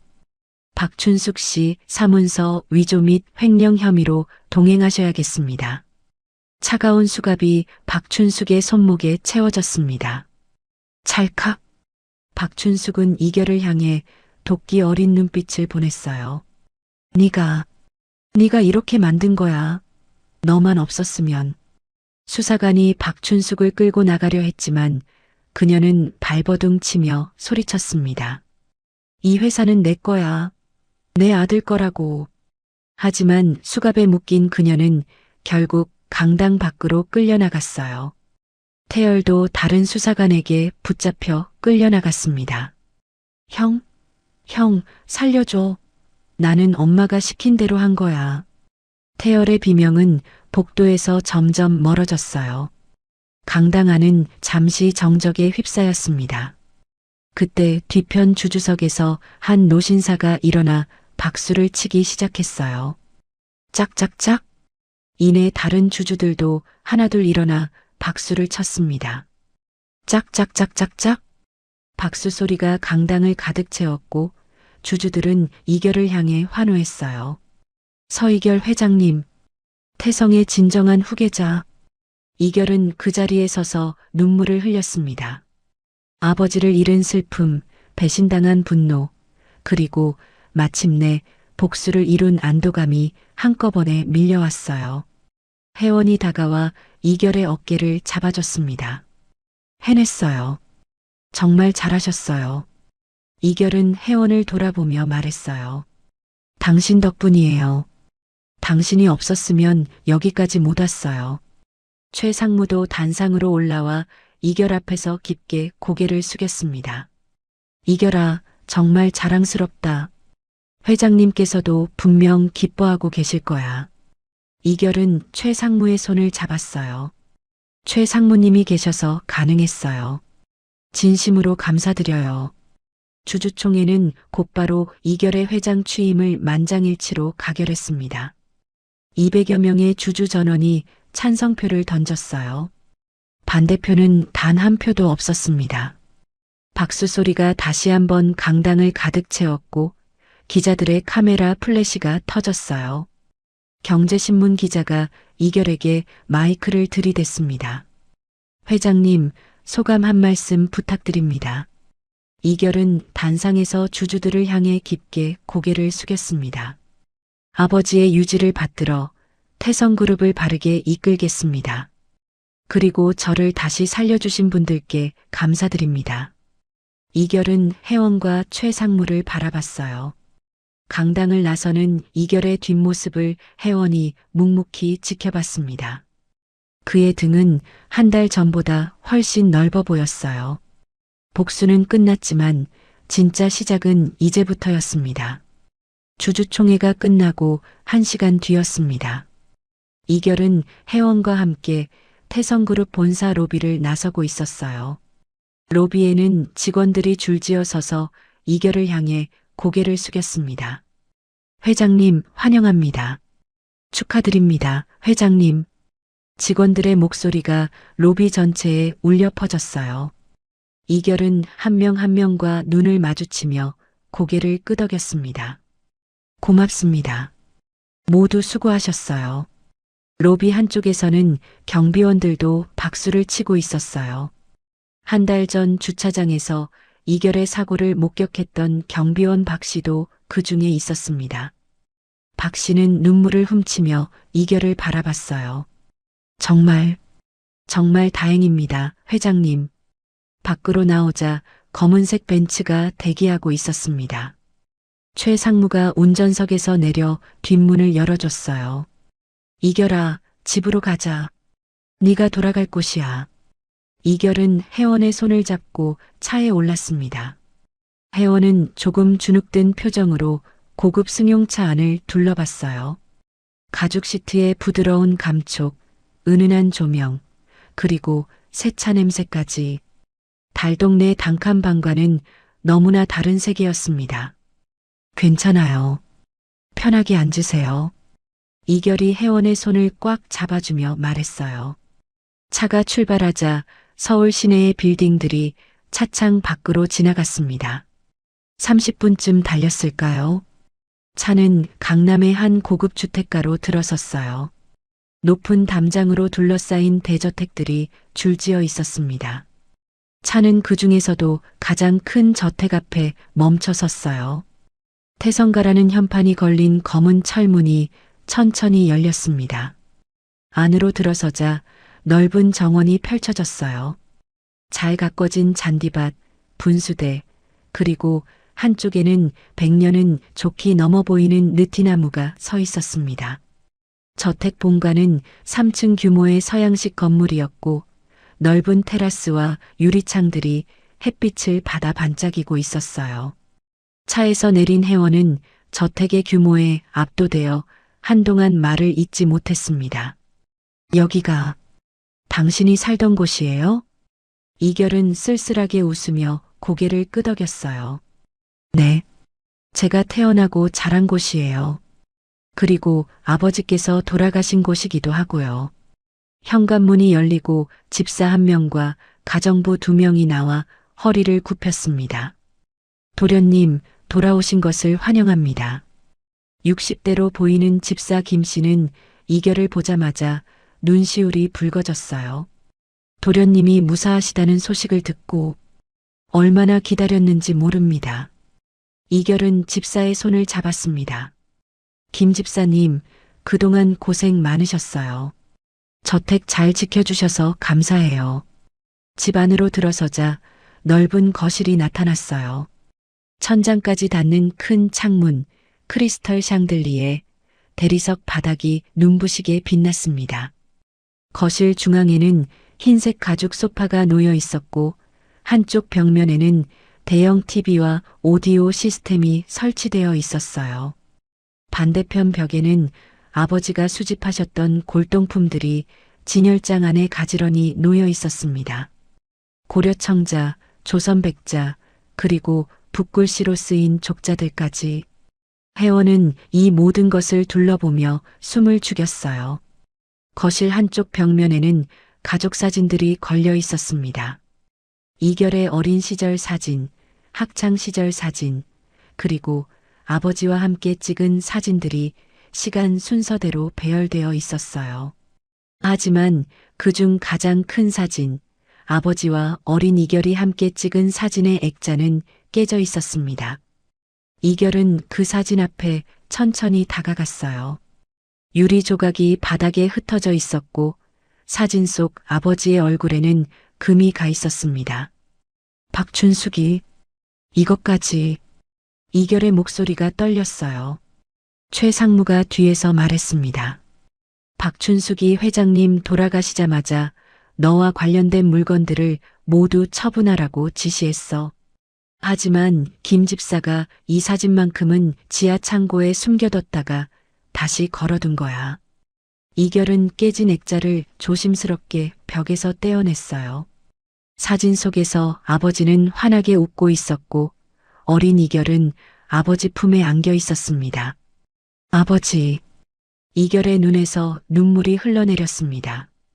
한 달 동안 참아왔던 감정이 한꺼번에 터져 나왔어요. 제가 돌아왔어요. 약속 지켰어요. 이결은 사진을 가슴에 꽉 안았습니다.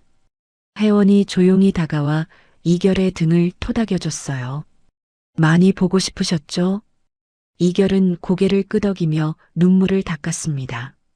아버지가 평생 일궈온 회사를 저는 지킬 수 없을 줄 알았어요. 하지만 혜원 씨가 저를 살려주셨고 최 상무님이 도와주셨고 최 상무가 이결의 어깨에 손을 얹었어요. 이결아, 아버지가 정말 자랑스러워 하실 거야. 넌 이겼어. 이결은 깊게 숨을 들이마셨습니다. 이제 시작이에요.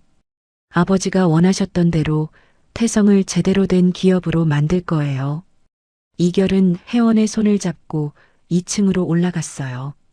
계단을 오르는 동안 벽에는 태성그룹의 역사가 담긴 액자들이 걸려 있었습니다. 창립 당시 작은 공장 건물 사진부터 시작해 첫 수출 계약서, 상장 기념 사진까지 아버지가 30년 넘게 읽어온 역사였어요. 넓은 복도를 지나 제일 끝에 있는 방문을 열었습니다. 아버지의 서재였어요. 문을 여는 순간 아버지가 즐겨 피우시던 담배 냄새가 희미하게 풍겼습니다.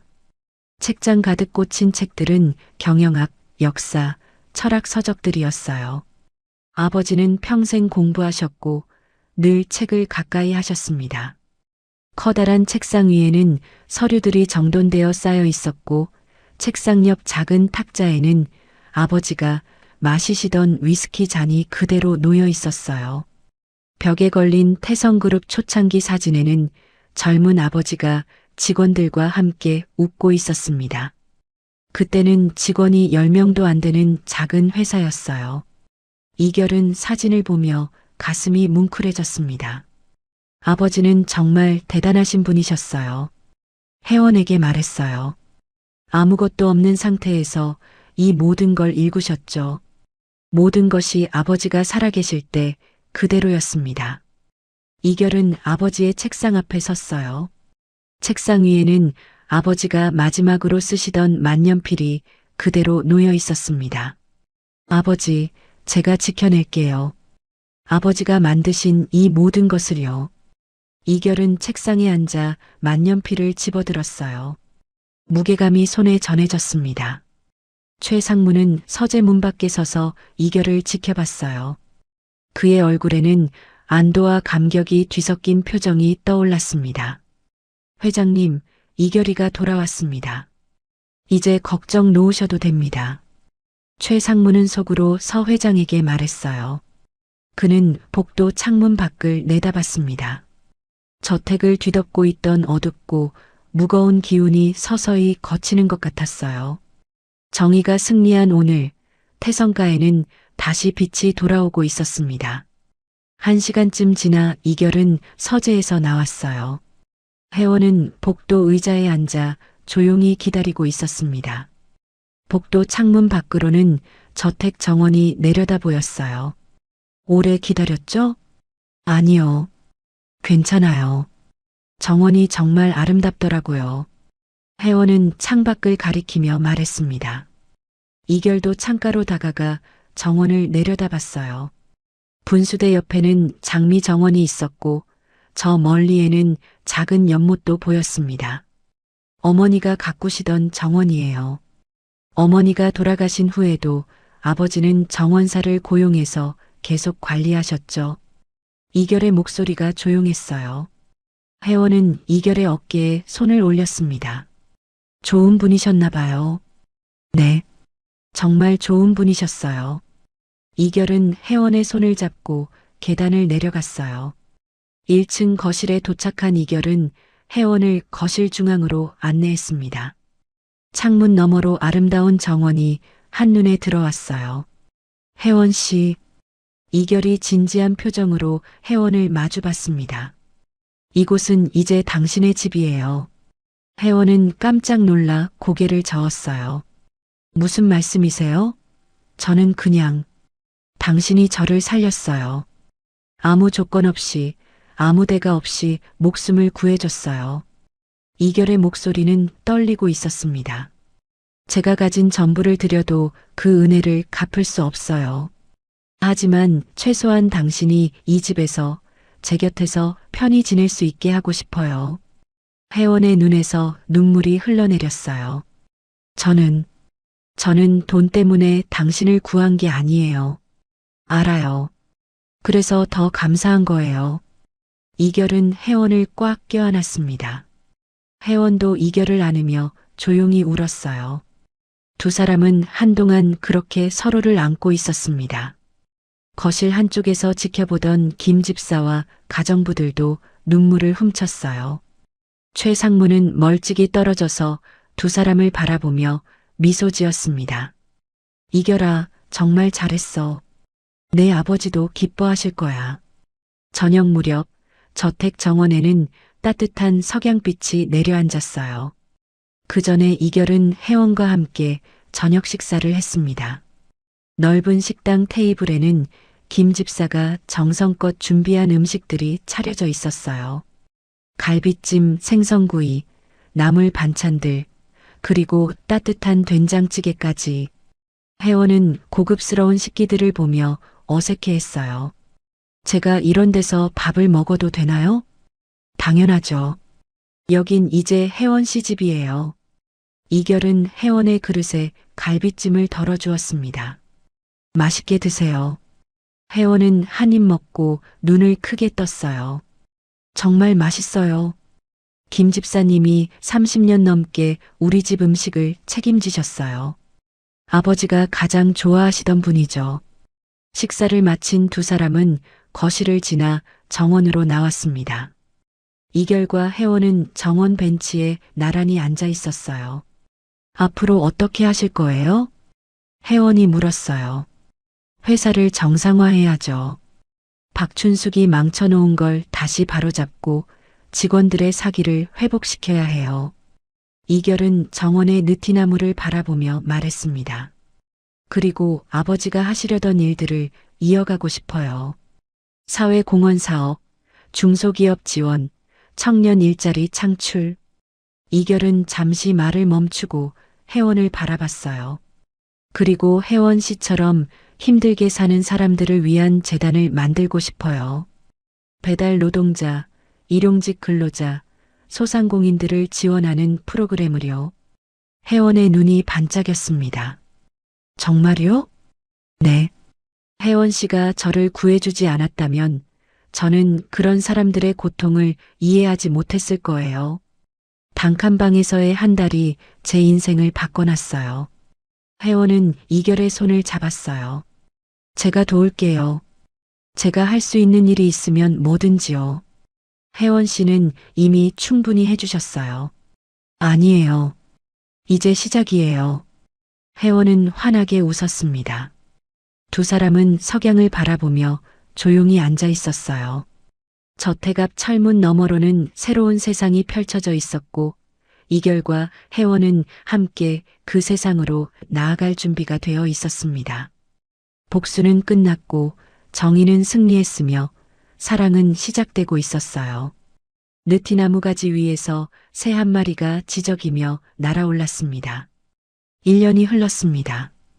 계절은 다시 한 바퀴 돌아 따뜻한 봄이 찾아왔어요. 태성과 정원에는 벚꽃이 만개했고 분수대 옆 장미들도 붉은 꽃망울을 터뜨리고 있었습니다. 이결은 아침 일찍 일어나 창문을 열었어요. 시원한 봄바람이 방 안으로 들어왔고 새들의 지저귐이 들려왔습니다. 침대에서 일어난 이결은 옷장에서 편한 옷을 꺼내 입었어요. 그리고 지팡이 없이 자신의 두 발로 방문을 열고 복도로 나왔습니다. 1년 동안의 꾸준한 재활 치료가 기적을 만들어냈어요. 처음 석 달은 전문 재활병원에 입원해서 집중 치료를 받았습니다. 물리치료사 3명이 교대로 이결을 담당했고 하루 6시간씩 재활 운동을 했어요. 다리 근육을 전기로 자극하고 수중 재활 운동을 반복했습니다. 처음에는 고통스러웠어요. 감각 없는 다리를 억지로 움직이려니 온몸에서 땀이 쏟아졌습니다. 하지만 이결은 포기하지 않았어요. 회원이 매일 병원에 찾아와 곁을 지켜줬고 최상무도 주말마다 방문했습니다. 넉 달째부터는 다리에 미세한 감각이 돌아오기 시작했어요. 처음 발가락이 움직였을 때 이결은 눈물을 흘렸습니다. 선생님, 움직여요. 발가락이 움직였어요. 재활치료사도 함께 기뻐하며 축하해줬어요.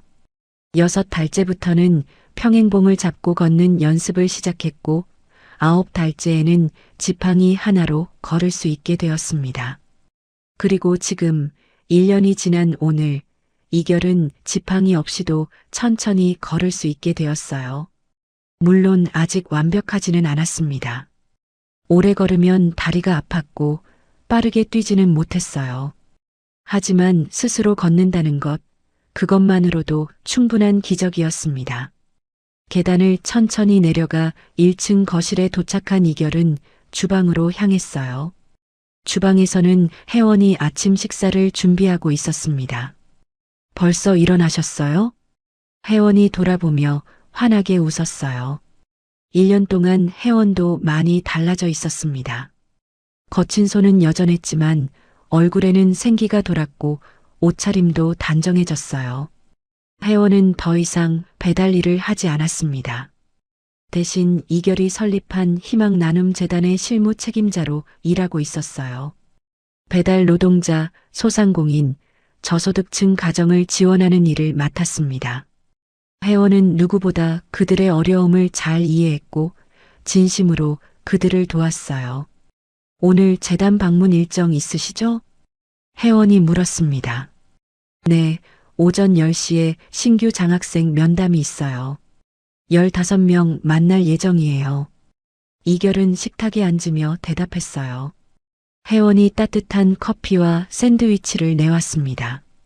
오늘 면담하실 학생들 중에 한부모 가정아이가 5명이에요. 다들 성적은 우수한데 형편이 어려워서 진학을 포기하려던 아이들이죠. 그 아이들 꼭 선발해야 해요. 환경 때문에 꿈을 포기하게 하면 안 돼요. 이결의 목소리는 단호했습니다. 혜원은 고개를 끄덕이며 메모했어요. 아침 식사를 마친 두 사람은 정원으로 나왔습니다. 이결은 혜원의 손을 잡고 천천히 정원길을 걸었어요. 자갈길을 지나 잔디밭으로 향했습니다. 느티나무 아래에는 벤치가 놓여 있었고 두 사람은 그곳에 나란히 앉았어요.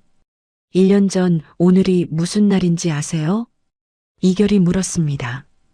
혜원은 고개를 갸웃거렸어요. 무슨 날이에요? 혜원 씨가 저를 처음 발견한 날이에요. 정확히 1년 전 오늘 빗속에서 죽어가던 저를 구해주셨죠. 혜원은 그때를 떠올리며 눈시울이 붉어졌어요. 그랬었네요. 벌써 1년이나 됐군요. 이결은 주머니에서 작은 상자를 꺼냈습니다. 벨벳으로 된 고급스러운 상자였어요. 이거 뭐예요? 혜원이 놀라 물었습니다. 이결은 상자를 열었어요. 안에는 금으로 된 팔찌가 반짝이고 있었습니다. 섬세한 체인에 작은 하트 모양 장식이 달려 있었어요. 제가 준비한 선물이에요. 이결은 팔찌를 꺼내 혜원의 손목에 직접 채워줬습니다. 찰칵. 팔찌가 혜원의 가느다란 손목에 딱 맞게 채워졌어요. 너무 비싼 거 아니에요? 혜원이 손목을 들어 팔찌를 바라보며 말했습니다. 비싼 게 중요한 게 아니에요. 의미가 중요하죠. 이결은 혜원의 손을 잡고 진지하게 말했어요. 혜원 씨, 당신이 저를 구조한 그날, 제 멈췄던 심장뿐만 아니라 아버지의 명예도 다시 숨쉬게 되었어요. 이결의 목소리가 떨렸습니다. 당신이 없었다면 저는 그 빗속에서 죽었을 거예요. 태성그룹도 아버지의 유산도 모든 게 박춘숙 손에 넘어갔겠죠. 혜원은 고개를 저었어요. 저는 그냥, 아니요. 당신은 제 생명의 은인이자 제 인생의 빛이에요. 이결의 눈에서 눈물이 흘러내렸습니다. 1년 동안 당신 곁에 있으면서 저는 진짜 행복이 뭔지 배웠어요. 화려한 저택이나 회사가 아니라 진심으로 나를 생각해주는 사람이 곁에 있는 것, 그게 진짜 행복이더라고요. 혜원도 눈물을 흘리며 이결을 바라봤어요.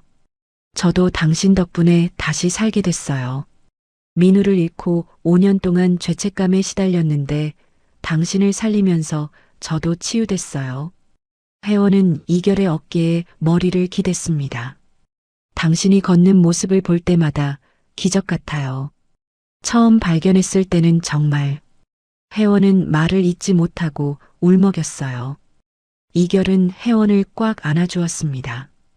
두 사람은 한동안 그렇게 서로를 안고 있었어요. 봄바람이 불어와 벚꽃잎을 날렸고 꽃잎들이 두 사람 주위에 흩날렸습니다. 정원 한쪽에서 일하던 정원사도 잠시 손을 멈추고 미소 지으며 두 사람을 바라봤어요. 저택 창문에서는 김 집사가 흐뭇한 표정으로 지켜보고 있었습니다. 오후가 되어 이결은 재단 사무실로 출근했어요. 재단 건물은 강남에 있는 5층짜리 건물이었습니다. 1층은 상담실, 2층은 교육장, 3층은 사무실, 4층은 회의실, 5층은 이결의 집무실이었어요. 이결이 건물에 들어서자 직원들이 반갑게 인사했습니다. 회장님, 안녕하세요. 좋은 아침입니다. 이결은 한 명 한 명과 악수하며 인사를 나눴어요. 재단 직원은 총 30명이었고 모두 진심으로 사회공헌에 헌신하는 사람들이었습니다. 오전 10시 회의실에서 장학생 면담이 시작되었어요. 첫 번째로 들어온 학생은 고등학교 3학년 김민지였습니다. 작은 체구에 낡은 교복을 입은 민지는 긴장한 표정으로 들어왔어요. 앉으세요. 이결이 부드럽게 말했습니다. 민지는 조심스럽게 의자에 앉았어요. 성적표를 봤는데 전 과목 1등급이네요. 대단해요. 감사합니다. 민지는 고개를 숙이며 대답했어요. 어머니 혼자 식당에서 일하시면서 민지 학생을 키우셨다고요? 네. 아버지는 제가 어릴 때 돌아가셨어요. 민지의 목소리가 떨렸습니다. 이결은 민지의 서류를 보며 마음이 아팠어요. 민지 학생, 우리 재단에서 대학 등록금 전액과 생활비를 지원해 드릴게요. 공부에만 집중하세요. 민지의 눈이 커졌어요. 정말요? 네. 민지 학생 같은 사람이 환경 때문에 꿈을 포기하게 할 순 없어요. 민지는 그 자리에서 눈물을 흘리며 고개를 숙였습니다. 감사합니다. 정말 감사합니다. 그날 이결은 15명의 학생을 모두 만났고 전원을 선발했어요. 각 학생마다 사연이 있었습니다. 한부모 가정, 조부모 손에 자란 아이, 장애인 부모를 돌보는 학생까지 모두 어려운 환경 속에서도 꿈을 포기하지 않은 아이들이었어요. 재단 예산으로는 10명만 선발하기로 했지만 이결은 개인 자금을 추가로 투입해 5명을 더 선발했습니다. 면담을 마친 이결은 회의실에서 나오며 깊은 안도감을 느꼈어요. 아버지, 저는 아버지처럼 좋은 일을 하고 있습니다. 혜원이 걱정스러운 표정으로 물었어요. 너무 무리하시는 거 아니에요? 아니에요. 제가 가진 돈으로 누군가의 인생이 바뀐다면 그보다 의미 있는 일이 어디 있겠어요? 이결은 환하게 웃었습니다. 저녁 무렵 이결과 혜원은 다시 저택으로 돌아왔어요. 저녁 식사를 마친 두 사람은 서재로 갔습니다. 아버지의 서재 책상 앞에 나란히 앉은 이결과 혜원은 노트북을 펼쳤어요. 태성그룹 신규 사업 계획안이에요. 이결이 화면을 가리키며 설명했습니다. 친환경 에너지 사업, 사회적 기업 육성, 그리고 지역 경제 활성화 프로젝트까지 아버지가 꿈꾸셨던 바른 기업의 모습이에요. 혜원은 화면을 보며 고개를 끄덕였어요. 멋진 계획이네요. 이게 태성그룹의 새로운 100년이 될 거예요. 이결은 자신 있게 말했습니다. 창밖으로는 노을이 지고 있었어요.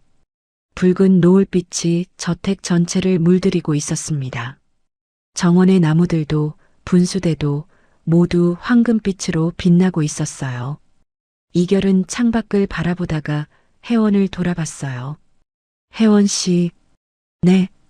저와 함께 이 길을 걸어가 주시겠어요? 앞으로도 영원히? 혜원은 환하게 웃으며 이결의 손을 잡았습니다. 당연하죠. 저는 당신 곁에 있을 거예요. 언제까지나요? 두 사람은 마주보며 미소 지었어요. 사랑과 정의가 어떻게 위대한 기적을 만드는지 두 사람이 바로 그 살아있는 증거였습니다. 빗속에 버려진 재벌집 장남과 그를 구한 배달 여성의 기적 같은 이야기였습니다. 절망 속에서 피어난 진실한 사랑, 복수 끝에 찾아온 정의, 그리고 함께 만들어가는 아름다운 미래. 이결은 아버지의 만년필을 들고 새로운 계획서에 서명을 했어요. 혜원은 그 옆에서 미소 지으며 지켜봤습니다. 저택 정원의 느티나무 가지에서 새들이 아름답게 노래했고 분수대 물소리가 평화롭게 들려왔어요. 이것이 진짜 행복이었습니다. 하늘 아래 무서울 것 없던 재벌가 장남에서 차가운 빗속에 버려진 이방인으로 추락했던 서이결. 그런 그를 다시 일으켜 세운 것은 화려한 명성도 막대한 부도 아니었습니다. 낡은 경차에 희망을 싣고 달리는 정혜원의 억척스럽고도 따뜻한 진심 그 하나였지요. 돈 때문에 핏줄을 배신하고 사람의 자존심을 짓밟았던 이들의 비참한 몰락은 우리에게 참 많은 것을 시사합니다. 결국 인생이라는 긴 여정에서 우리를 지켜주는 것은 차가운 욕망이 아니라 내가 가장 힘들 때 곁을 지켜준 사람의 온기라는 진리를 말이죠. 화려한 저택의 주인이 된 지금도 혜원 씨의 거친 손등을 세상에서 가장 귀한 보석처럼 여기는 이결의 모습이 참 긴 여운을 남깁니다. 혹시 지금 삶의 무게에 눌려 누군가 원망스러운 순간을 지나고 계신가요? 서이결, 정혜원 두 사람이 보여준 기적 같은 사랑처럼 서로의 시린 손을 맞잡고 이겨낼 수 있는 따뜻한 인연이 여러분의 삶에도 늘 함께 하시기를 진심으로 기원합니다. 오늘 밤에는 곁에 있는 소중한 사람에게 고생했다. 곁에 있어줘서 고맙다는 말 한마디 따뜻하게 건네보시는 건 어떨까요? 오늘의 사연 어떠셨나요? 사연의 주인공에게 따뜻한 응원의 한마디를 댓글로 남겨주세요. 그 손끝에 큰 복이 함께 하시길 기원합니다. 구독과 좋아요로 저에게도 응원해주세요. 감사합니다.